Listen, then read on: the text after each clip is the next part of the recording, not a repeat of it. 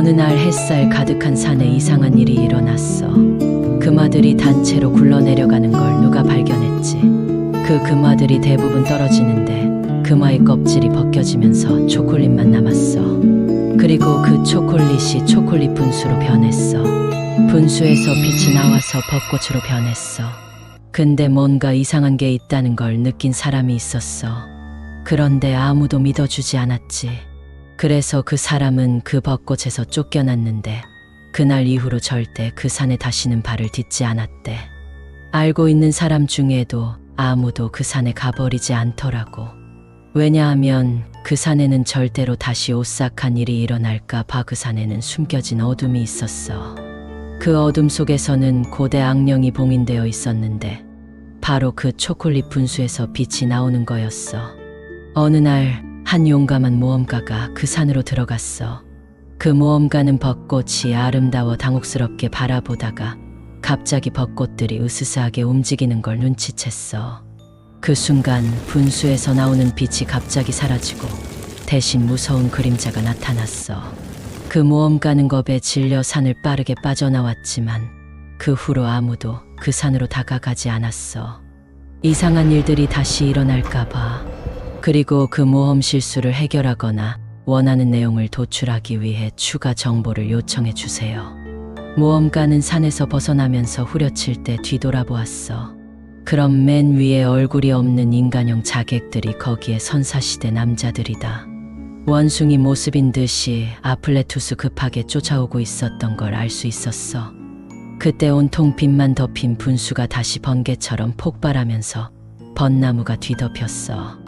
이때 올라오는 다음 파장이 볼려 썰 같은 것들이 계속 유난히도 크게 번뜩 어둠 속에서 일어나는 모습으로 해당 내용이 나타나기 시작하면서 눈앞이 각각의 유테마누스 똑하여진 곳으로 가슴을 불게 여편하고 있었고 그 의정비 사태가 발생하여 의나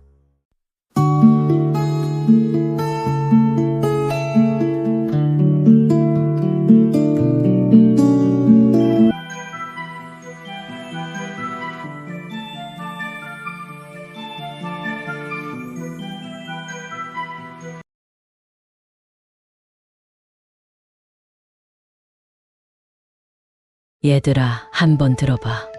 어느 날 귀여운 토끼가 길을 걸어 다니다가 가게에 들어가 초콜릿을 훔쳤어.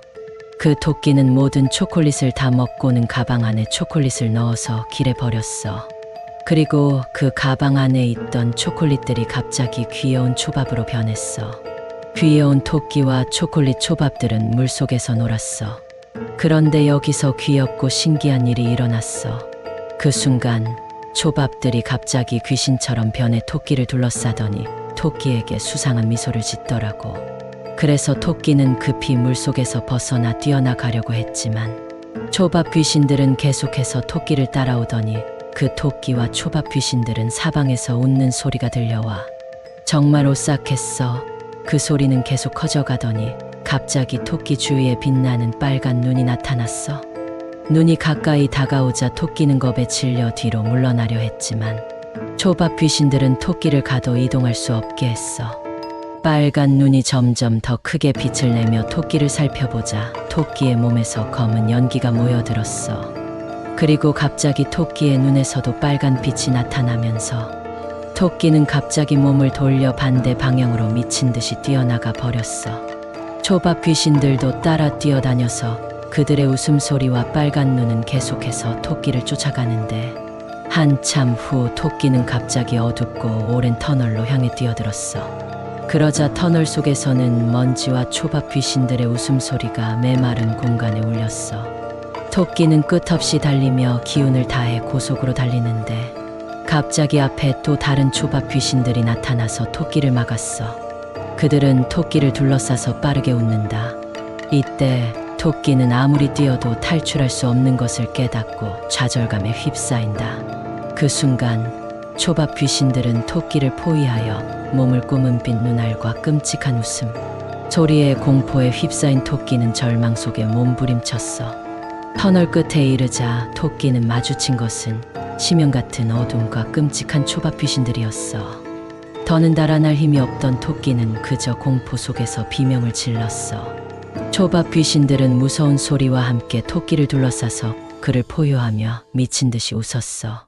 그리고 어둠 속에서 토끼가 사라지더니 그 자리에는 초밥 귀신들만이 남아 비명소리가 사그라들 때까지 어정쩡하게 웃으며 서성였어.